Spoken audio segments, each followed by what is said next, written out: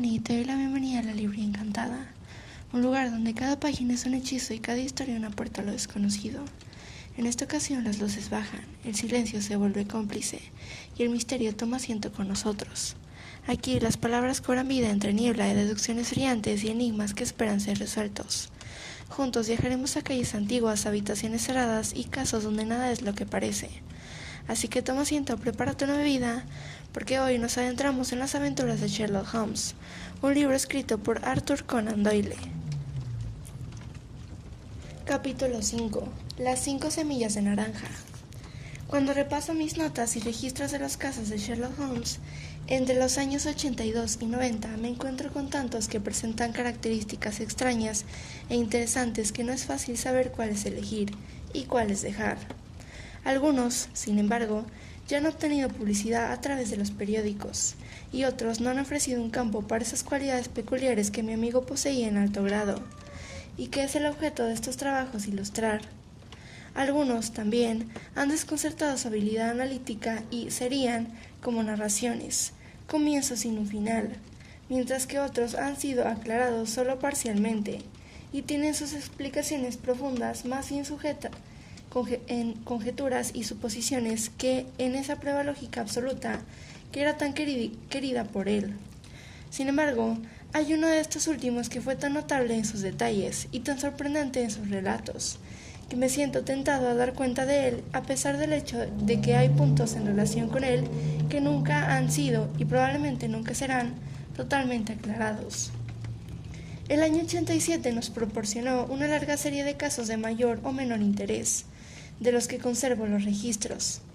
Entre mis epígrafes de estos 12 meses encuentro un relato de la aventura de la Cámara Paradol, de la Sociedad de Medicantes Aficionados, que celebraba un lujoso local en cámara baja de un almacén de muebles, de los hechos relacionados con la pérdida de la barca británica Sophie Anderson, de las singulares aventuras de los Gris Patterson en la isla Ufa, y finalmente del caso del envenenamiento de Camberwell.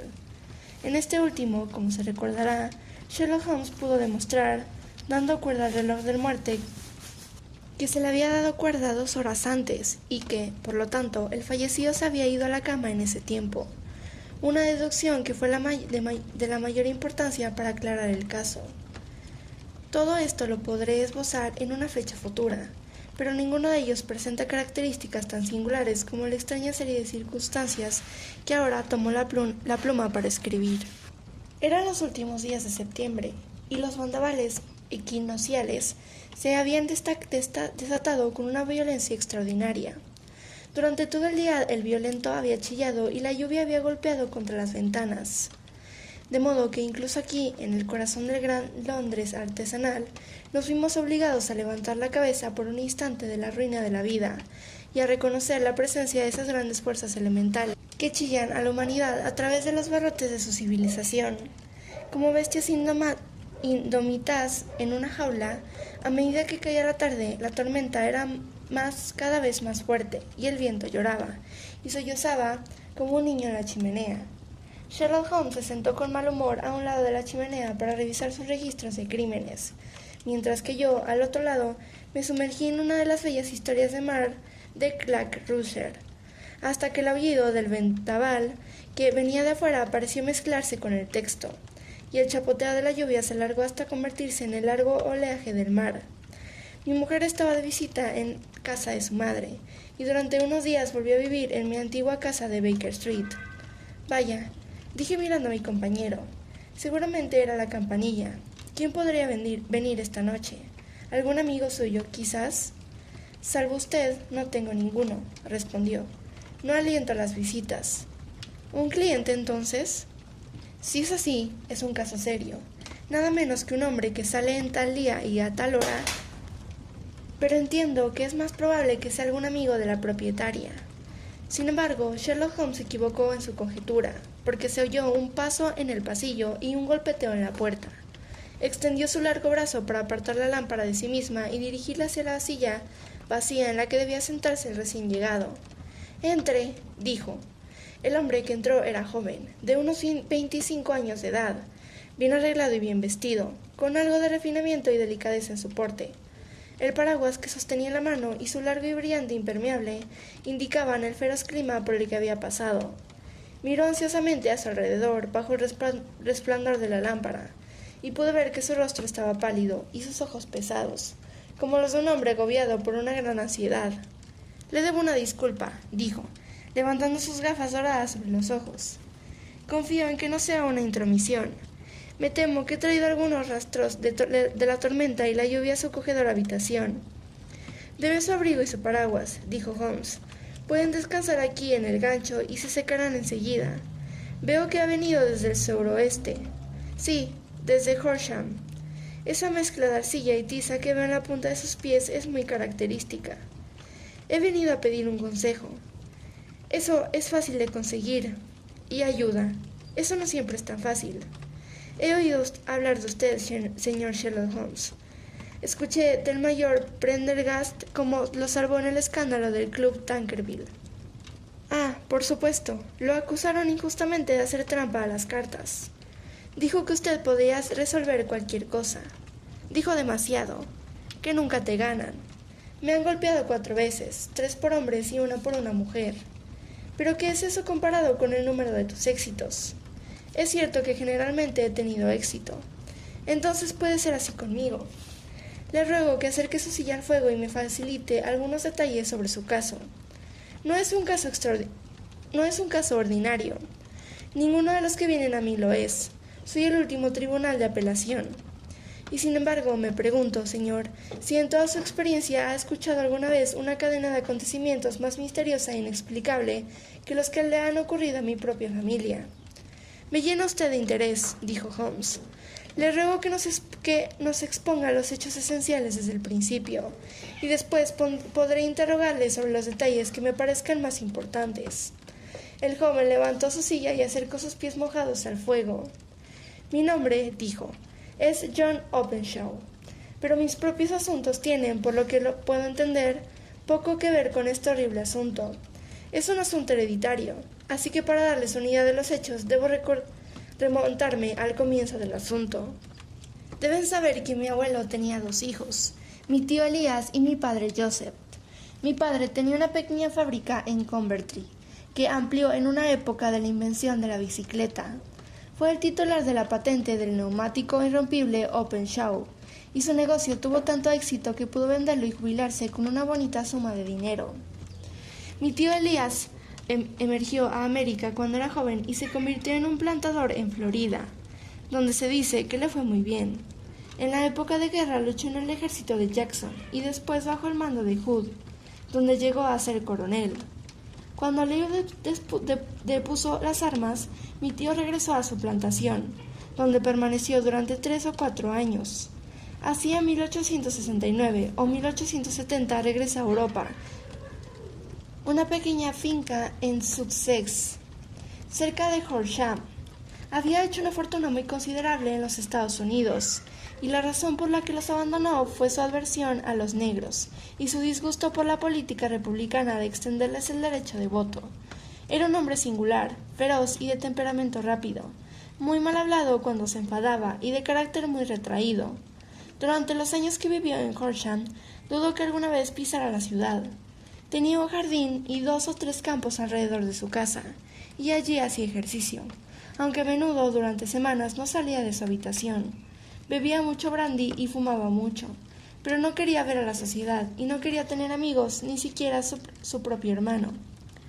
A él no le importaba. De hecho, se encaprichó de mí, porque en el momento en que me vio por primera vez, yo era un jovencito de 12 años, más o menos. Esto sería en el año 1878, después de haber estado 8 o 9 años en Inglaterra. Le rogó a mi padre para que me dejara vivir con él, y fue muy amable conmigo a su manera. Cuando estaba sobrio le gustaba jugar conmigo al backgammon y a las damas, y me hacía su representante tanto con los criados como con los comerciantes, de modo que a los 16 años ya era el dueño de la casa. Tenía todas las llaves, y podía ir a donde quisiera y hacer lo que quisiera, siempre que no le molestara en su intimidad. Sin embargo, había una excepción singular, pues tenía una sola habitación, y trastero entre los desvanes, que siempre estaba cerrado con llave y en el que nunca nos permitía entrar ni a mí ni a nadie. Con la curiosidad de un niño me he asomado por el ojo de la cerradura, pero nunca pude ver más que una colección de viejos baúles y fardos, como cabría esperar en una habitación así. Un día, fue en marzo de 1883, una carta con un sello extranjero yacía en la mesa frente al plato del coronel. No era habitual que recibiera cartas, ya que todas sus facturas estaban pagadas con el dinero contante y sonante, y no tenía amigos de ningún tipo. De la India, dijo al cogerla, con matasellos de Pondicherry. ¿Qué puede ser esto? Al abrirlo, apresuradamente saltaron 5 pepitas de naranjas secas que cayeron sobre su plato. Comencé a reírme de esto, pero la risa se me quitó de los labios al ver su cara. Se le había hundido el labio, tenía los ojos desorbitados, la piel de color amarillo de masilla y miraba el sobre que aún sostenía en una mano temblorosa.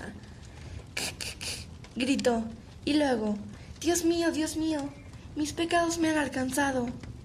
¿Qué es esto, tío? Grité.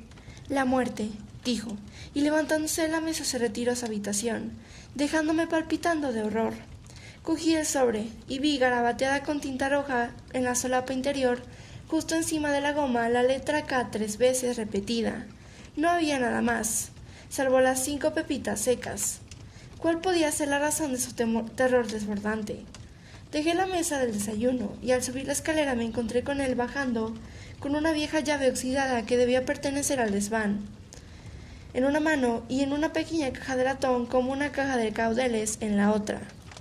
Pueden hacer lo que quieran, pero yo les daré jaque mate, dijo con un juramento. Díganle a Mary que hoy quiero un fuego en mi habitación, y yo envié a Fordham, el abogado de Horsham. Hice lo que me ordenó, y cuando el abogado llegó me pidió que subiera a la habitación. El fuego ardía intensamente, y en la rejilla había una masa de cenizas negras y blandas, como de papel quemado, mientras la caja de latón permanecía abierta y vacía a su lado.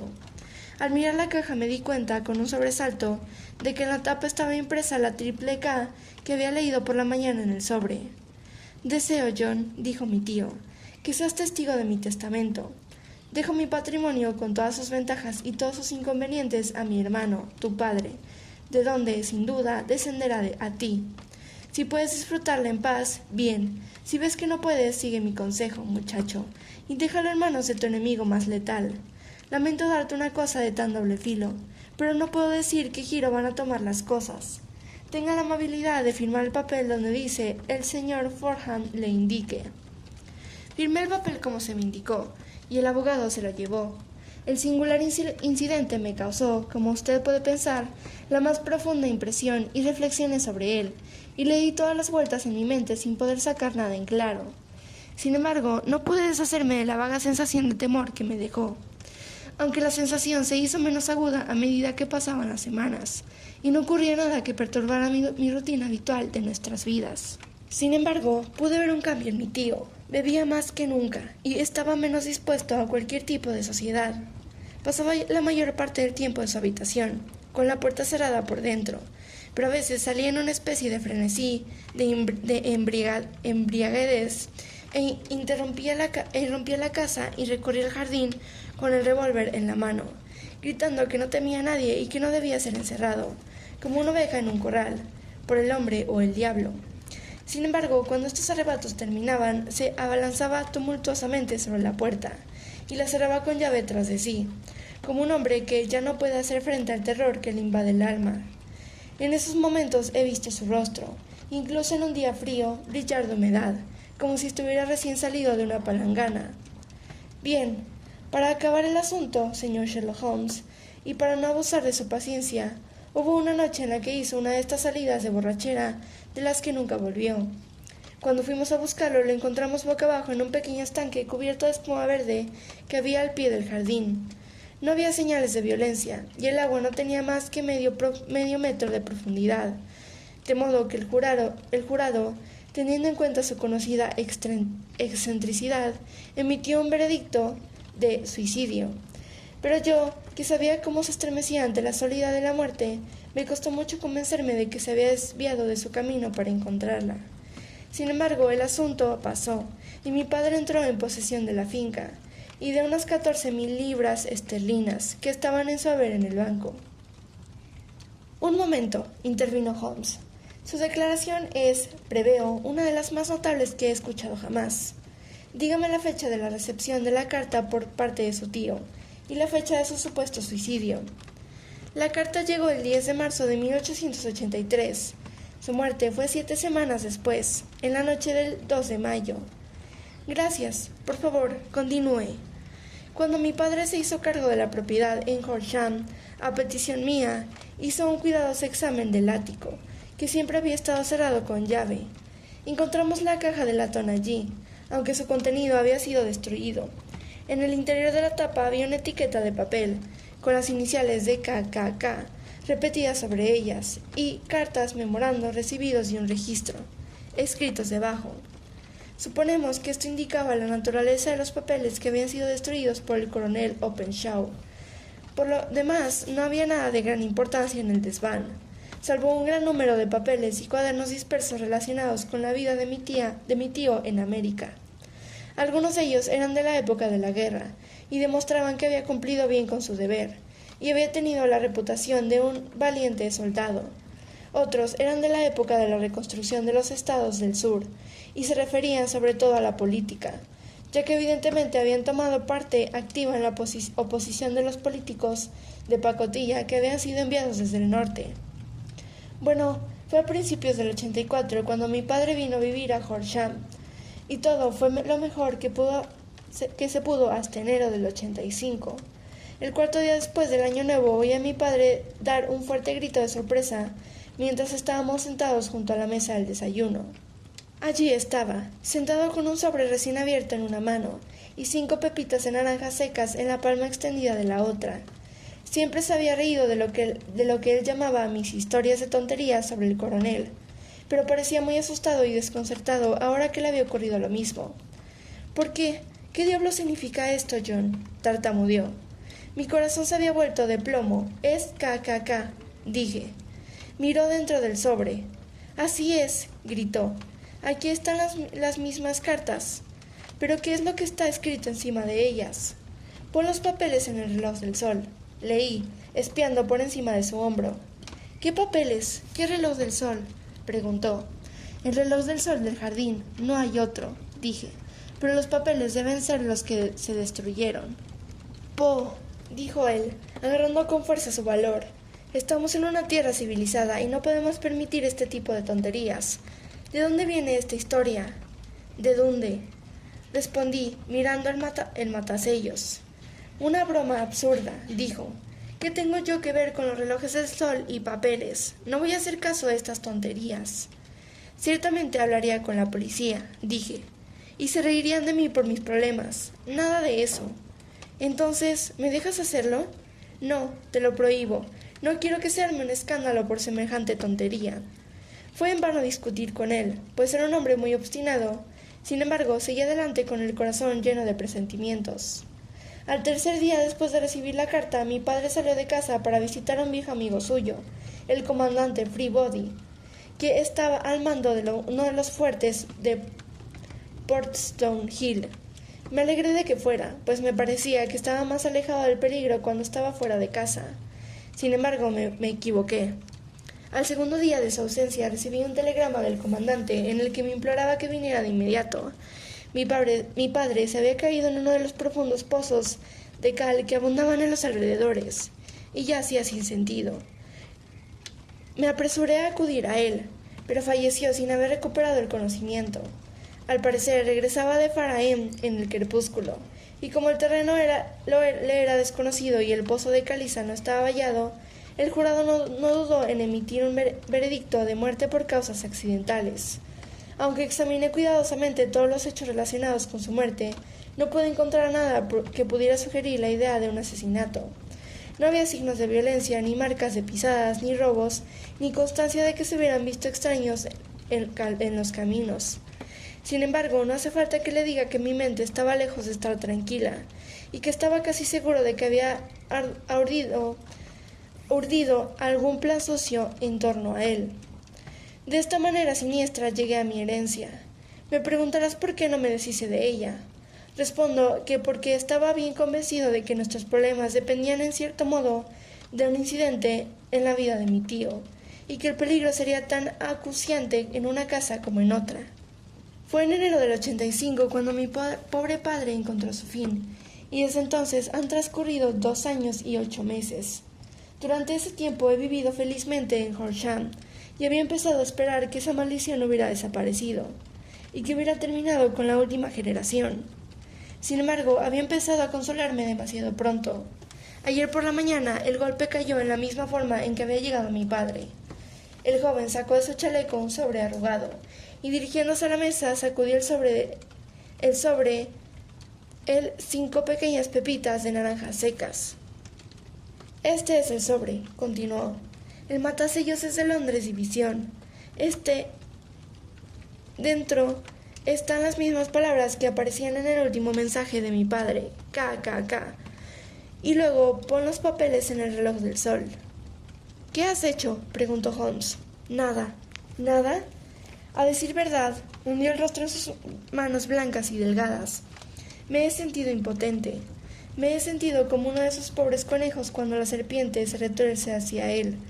Me parece que estoy en las garras de un mal inexorable e irreductible, contra el que no hay previsión ni precauciones. Tut, gritó Sherlock Holmes. Debes actuar, hombre. Estás perdiendo. Solo la voluntad puede salvarte. No es momento para la desesperación. He visto a la policía. Ah, pero han escuchado mi historia con una sonrisa. Estoy convencido de que el inspector se ha formado la opinión de que las cartas son todas bromas pesadas y que las muertes de mis parientes fueron realmente accidentes, como declara el jurado, y no debían relacionarse con las advertencias. Holmes agitó sus manos apretadas en el aire. Increíble, gritó. Sin embargo, me han concedido un policía que puede permanecer en casa conmigo. ¿Ha venido con usted esta noche? No, tiene órdenes de quedarse en la casa. De nuevo, Holmes despotricó en el aire. ¿Por qué has venido a verme?, gritó. Y sobre todo, ¿por qué no has venido enseguida? No lo sabía. Hasta hoy no he hablado con el comandante Prendergast de mis problemas, y me ha aconsejado que acudiera usted. Hace realmente 2 días que recibió la carta. Deberíamos haber actuado antes. Supongo que no tiene más pruebas que las que nos ha presentado. Ningún detalle sugestivo que pueda ayudarnos. Hay una cosa, dijo John Openshaw. Rebuscó en el bolsillo de su abrigo y, sacando un trozo de papel descolorido y azulado, lo puso sobre la mesa. Recuerdo, dijo, que el día en el que mi tío quemó los papeles, observé que los pequeños márgenes no quemados que yacían entre las cenizas eran de este color en particular. Encontré esta única hoja en el suelo de su habitación, y me inclino a pensar que puede ser uno de los papeles que, tal vez, haya salido volando entre los demás, y que de este modo haya escapado a la destrucción. Más allá de la mención de las pepitas, no veo que nos ayude mucho. Yo mismo creo que es una página de algún diario privado. La escritura es sin duda de mi tío. Holmes movió la lámpara, y ambos nos inclinamos sobre la hoja de papel, que mostraba por su borde rasgado que efectivamente había sido arrancada de un libro. Llevaba por título Marzo de 1869, y debajo parecían las siguientes notas enigmáticas. 4. Llegó juntos el mismo andén de siempre. 7. Ponga las pepitas en Macaulay para More y John Sewan de San Agustín. 9. Macaulay despegado. 10. John Swain liberado. 12. Visítanos para More, todo bien. Gracias, dijo Holmes, doblando el papel y devolviéndolo a nuestro visitante. Y ahora no debe usted perder ni un instante más. No podemos tener tiempo ni siquiera para discutir lo que me ha dicho. Debe usted volver a casa inmediatamente y actuar. ¿Qué debo hacer? Solo hay una cosa que debe hacer. Debe hacerse de inmediato. Debe poner este trozo de papel que nos ha mostrado en la caja de latón que ha descrito. También debe poner una nota que diga que todos los demás papeles fueron quemados por su tío, y que este es el único que queda. Debe firmarlo con las palabras que llevan a la convicción. Una vez hecho esto, debe poner la caja sobre el reloj del sol, como se le ha indicado. ¿Entiendes? Completamente. No pienses en la venganza, ni nada por el estilo por el momento. Creo que podemos obtenerla por medio de la ley, pero tenemos que tejer nuestra red mientras que la suya ya está tejida. La primera consideración es eliminar el peligro acuciante que os amenaza. La segunda es aclarar el misterio y castigar a los culpables. Se lo agradezco, dijo el joven levantándose y poniéndose el abrigo. Usted me ha dado nueva vida y esperanza. Ciertamente haré lo que usted me aconseja. No pierda ni un instante. Y, sobre todo, cuídense mientras tanto, pues no creo que pueda haber duda de que esté usted amenazado por un peligro muy real e inminente.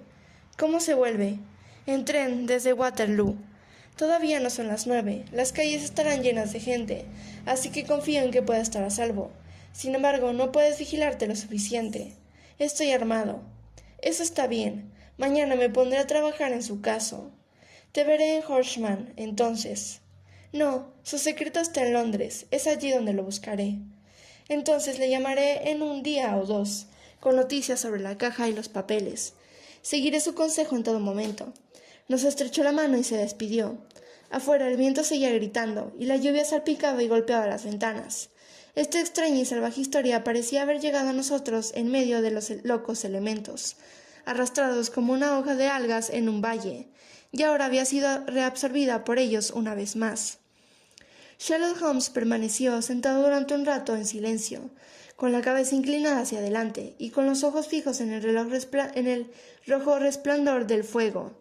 Luego encendió su pipa y, echándose hacia atrás en su silla, observó los anillos de humo azul que se perseguían hasta el techo.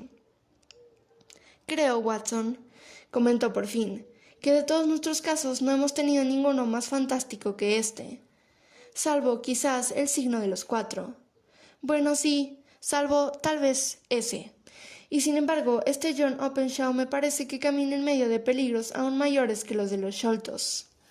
Pero, ¿se ha formado usted, pregunté, alguna concepción definida de cuáles son esos peligros? No puede haber ninguna duda en este caso en cuanto a su naturaleza, respondió. Entonces, ¿qué son? ¿Quién es ese KKK y por qué persigue a esta infeliz familia? Sherlock Holmes cerró los ojos y apoyó los codos en los brazos de su silla, con las puntas de los dedos juntas. El razonador ideal, observó, una vez que se le ha demostrado un solo hecho en todos sus aspectos, deduce él no solo toda la cadena de acontecimientos que lo han conducido, sino también todos los resultados que se derivan a él. Al igual que Cuvier podía descubrir correctamente a todo un animal mediante la contemplación de un solo hueso, el observador que ha comprendido a fondo un eslabón de una serie de incidentes debería ser capaz de exponer con precisión todos los demás, tanto los anteriores como los posteriores. No hemos llegado todavía a los resultados que la razón puede alcanzar por sí sola. Se pueden resolver los problemas en el estudio que han desconcertado a todos los que han buscado una solución con la ayuda de sus sentidos. Para llevar el arte, sin embargo, a su más alto nivel, es necesario que el razonador sea capaz de utilizar todos los hechos que han llegado a su conocimiento, y esto en sí mismo implica, como se verá fácilmente, una posesión de todo el conocimiento, que incluso en estos días de educación libre y enciclopedias es un logro algo raro. Sin embargo, no es tan imposible que un hombre posea todos los conocimientos que puedan serle útiles en su trabajo, y esto es lo que he tratado de hacer en mi caso. Si no recuerdo mal, en una ocasión, en los primeros días de nuestra amistad, usted definió mis límites de una manera muy precisa. Sí, respondí riendo. Era un documento singular. La filosofía, la astronomía y la política estaban marcadas en cero. Recuerdo. La botánica variable, la geología profunda en cuanto a las manchas de barro de cualquier región en un radio de 50 millas de la ciudad, y la química excéntrica de la anatomía asistemática, la literatura sensacionalista y los registros de crímenes únicos, el violinista, el boxeador, el espadachín, el abogado y el autoenvenenador por cocaína y tabaco. Esos, creo, fueron los puntos principales de mi análisis. Holmes sonrió ante el último punto. Bien, dijo. Digo ahora, como dije entonces, que un hombre debe tener su pequeño ático cerebral abastecido con todos los muebles que probablemente vaya a utilizar, y el resto puede guardarlo en el trasero de su biblioteca, donde puede conseguirlo si lo necesita.